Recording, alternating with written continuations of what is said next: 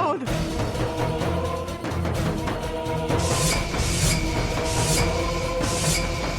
ఎక్కడ మీరెక్కడున్నారు?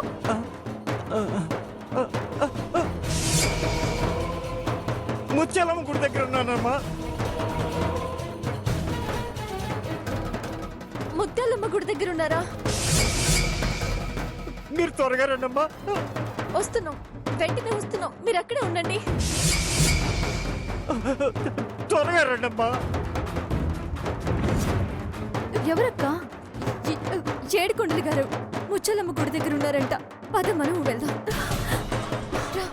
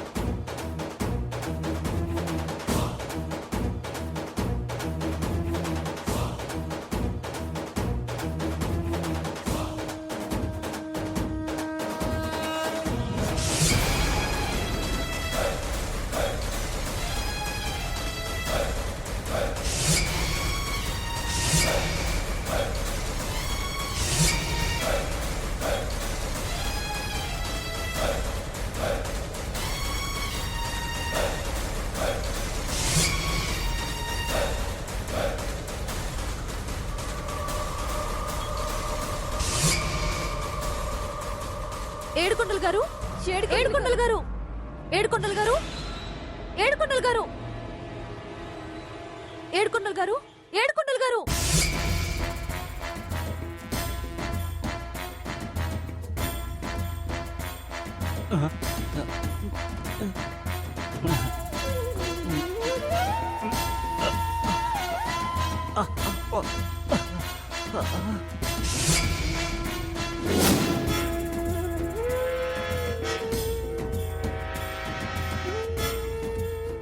వీడిని ఇంతకు మించి కొడితే చచ్చేలా ఉన్నాడు. కేసు అయిపోయి సాకేత్కు శిక్ష పడి ఉరికంబం ఎక్కేంత వరకు వీణ్ణి వదలొద్దు. వచ్చేసారమ్మా. ఏమైందండి? మీరు హాస్పిటల్ నుంచి ఇక్కడికి ఎలా వచ్చారు? నువ్వు ఇంకేమన్నా చెప్పాలా? ఇంకేమన్నా అబద్ధం చెప్పాలనుకుంటే చెప్పేయి.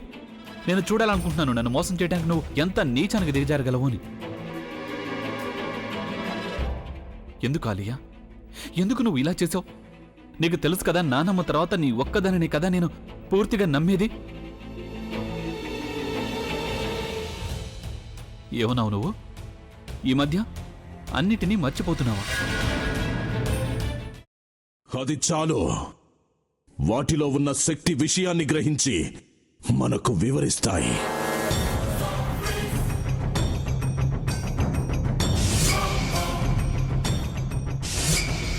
ఎవరు ఆ దండ విప్పొద్దు, గది తలుపులు తెరవద్దు.